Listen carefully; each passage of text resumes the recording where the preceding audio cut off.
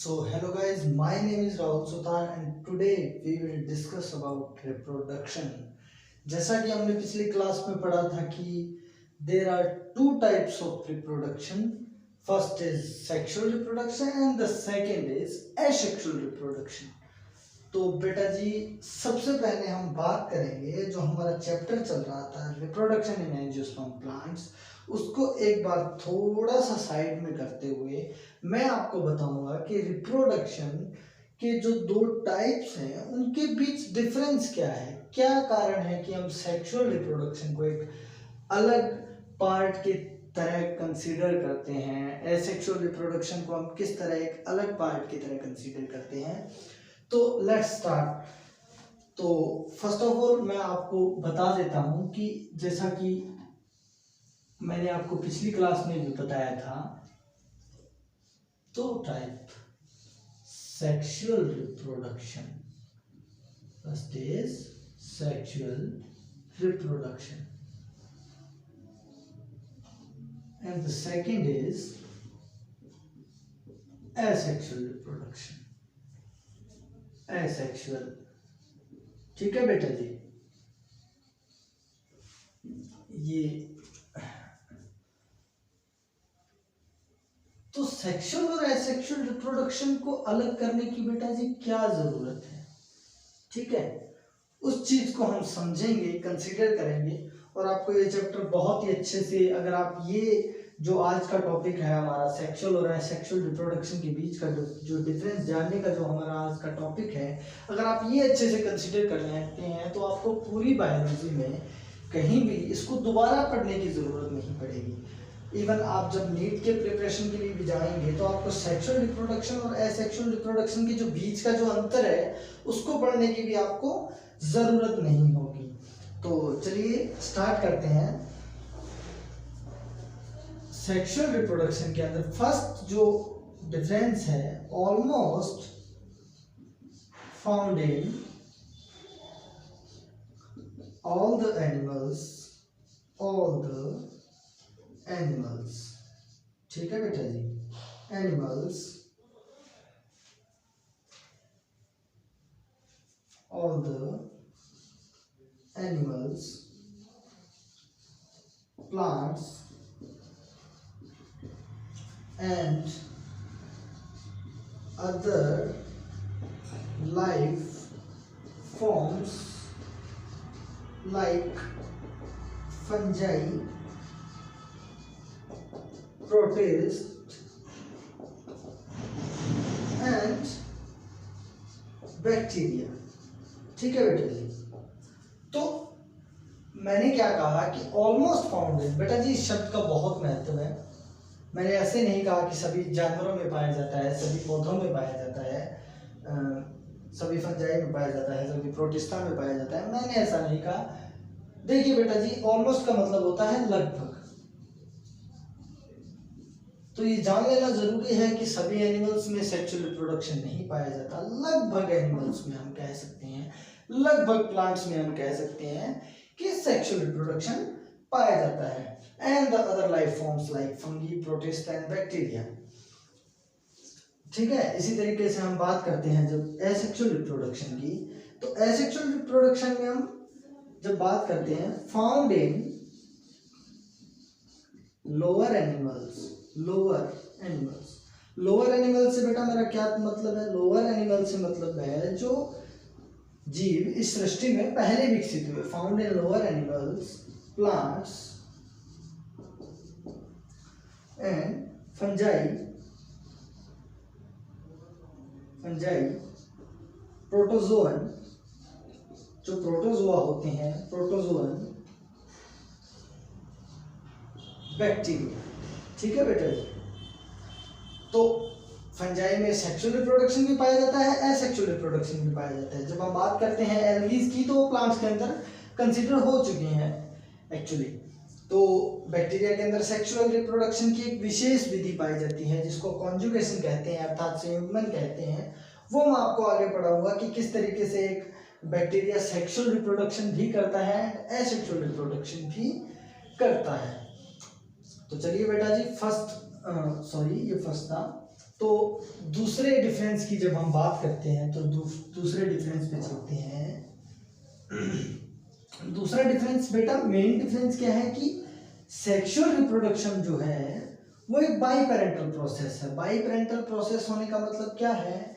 By parental process होने का मतलब है कि इसमें दो पेरेंट्स भाग लेते हैं, मेल और फीमेल पेरेंट दोनों भाग लेते हैं।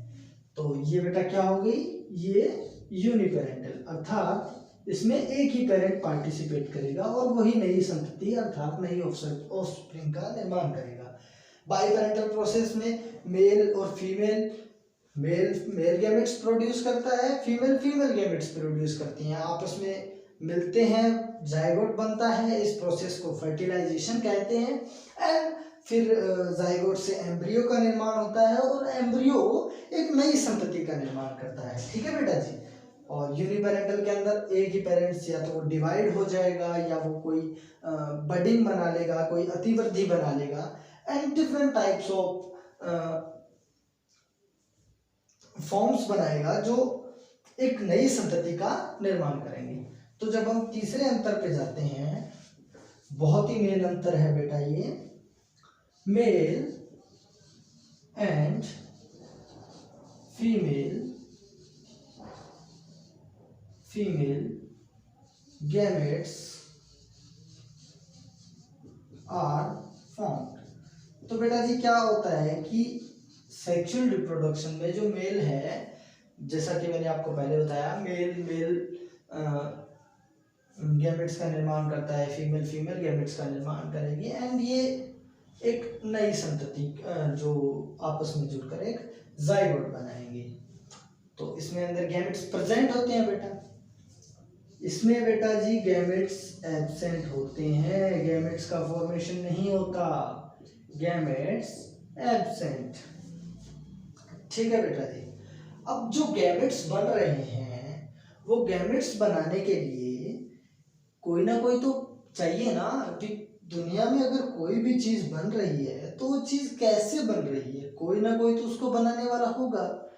अब वो जो चीज है जो गैमेट्स का निर्माण करती है उसको कहते हैं बेटा जर्म सेल। क्या कहते हैं बेटा? Germ cell. ये जर्म सेल मियोसिस के द्वारा, किसके द्वारा? मियोसिस अर्थात अर्धसूत्री विभाजन के द्वारा गैमेट्स का फॉर्मेशन करती है। तो बेटा सेक्सुअल रिप्रोडक्शन के अंदर क्या प्रेजेंट होती है? जर्म सेल्स प्रेजेंट होती है। यहाँ पे जब हम बात करें तो इसमें बेटा सोमैटिक सेल प्रेजेंट होती है। सोमैटिक सेल से मतलब मेरा मतलब क्या है बेटा?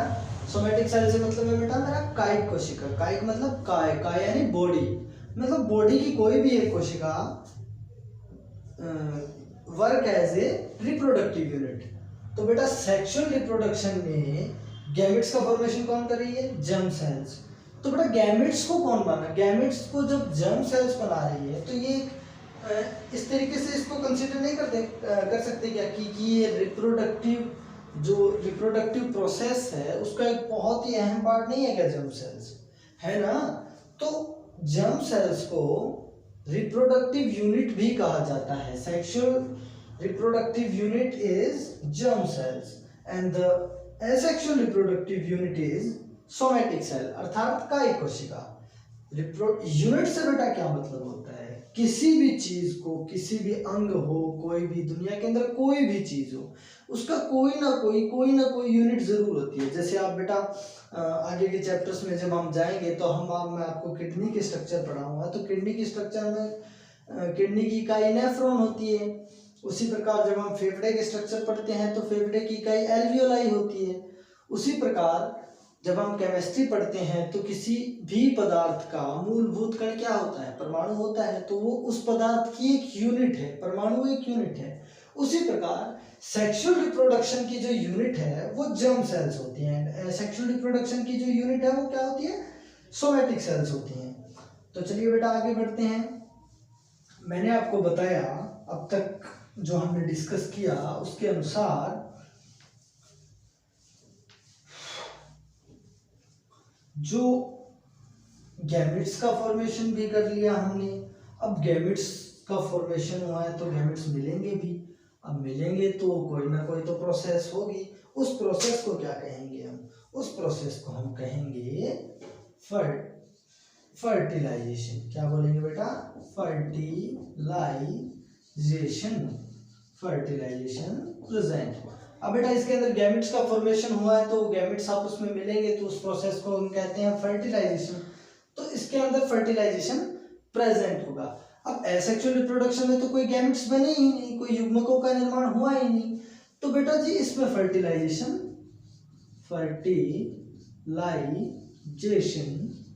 Is absent. इसमें फर्टिलाइजेशन एब्सेंट होगा। अब बेटा फर्टिलाइजेशन, अब कोई प्रोसेस हुई है तो उसका कोई ना कोई तो उत्पाद बनेगा। भाई जैसे हम बात करते हैं, कोई फैक्ट्री लगी हुई है, जैसे कि मान लीजिए किसी भी मान लीजिए बल्ब को बनाने वाली फैक्ट्री है, तो जब हम उसके अंदर जब हम कच्चा माल प्रोड्यूस करते हैं, जो उसके आउटर कवरिंग के लिए जो प्लास्टिक वगैरह है, उन सबको जब हम साथ में असेंबल करके कुछ ना कुछ तो बनाएंगे ना, तो क्या बनेगा? बल्ब बनेगा ना।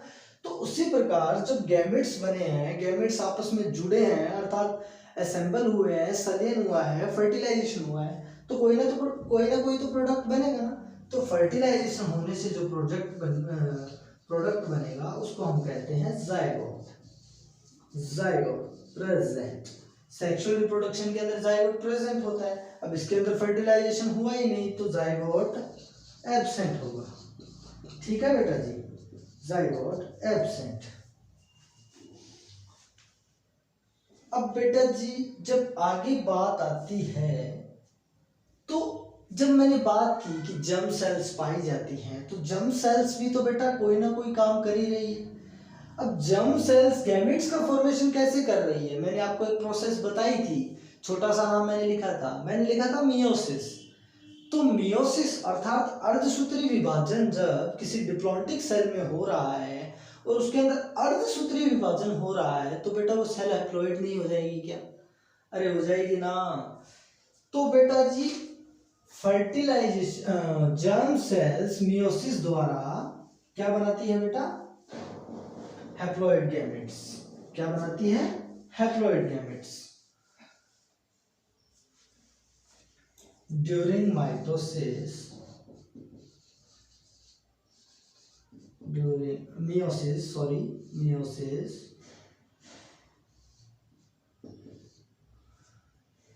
हैप्लॉइड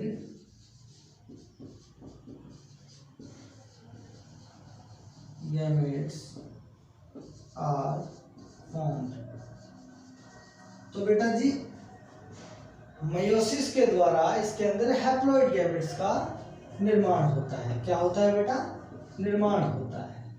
अब गैमेट्स तो इसमें बनेंगे नहीं, तो बेटा जी इस अंतर को वेरीफाई करने के लिए हम क्या करेंगे? अब मेयोसिस डिप्लॉइड और हैप्लॉइड होने का क्या मतलब है? क्यों हम कहते हैं कि कोई सेल डिप्लॉइड है, क्यों हम कहते हैं कि कोई सेल हैप्लॉइड है? डिप्लॉइड होने का मतलब क्या है कि बेटा उसके अंदर क्रोमोसोम जोड़े में है, क्रोमोसोम जोड़े में है। और जब हम बात करते हैं एक डिप्लॉइड सेल की, तो उसके अंदर बेटा क्रोमोसोम जोड़े में नहीं होंगे, एक युग्म में नहीं होंगे, कपलेट में नहीं होंगे। तो बेटा जी अगर क्रोमोसोम्स एक जोड़े के अंदर है तो उस सेल को हम क्या कहेंगे? Diploid cell. और अगर नहीं है, जोड़े में नहीं है, तो उसको हम कहेंगे हैप्लॉइड सेल। तो एक्चुअली में क्या होता है कि जो जर्म सेल्स होती हैं उसके अंदर क्रोमोसोम जोड़े में होते हैं। अब वो जर्म सेल्स क्या करती हैं? वो मियोसिस के द्वारा एक जोड़ा एक गैमेट में भेज देती है, दूसरा दूसरे गैमेट्स में भेज देती है।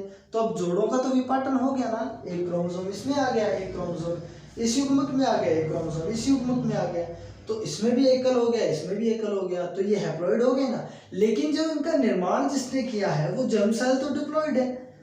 तो ये प्रोसेस होती है बेटा। हैप्लॉइड और डिप्लॉइड का मेन डिफरेंस ये होता है। चलिए इसमें बात करते हैं। तो इसमें किसी भी प्रकार का मियोसिस नहीं होता। तो chromosomes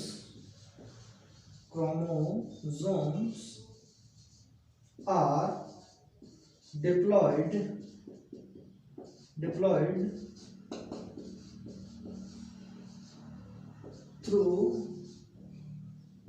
throughout दिस प्रोसेस। अर्थात इस प्रोसेस के दौरान जो गैमेट्स जो क्रोमोसोम्स होते हैं वो डिप्लॉयड ही रहते हैं, वो कभी भी हैप्लॉयड स्टेज के अंदर आते ही नहीं हैं। तो चलिए बेटा जी, छठा अंतर हम कंसीडर करते हैं।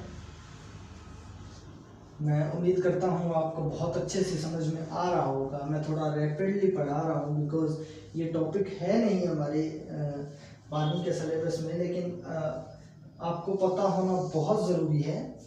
तो सेक्सुअल रिप्रोडक्शन की जब हम बात करते हैं तो बेटा जी इसके अंदर मियोसिस भी होता है।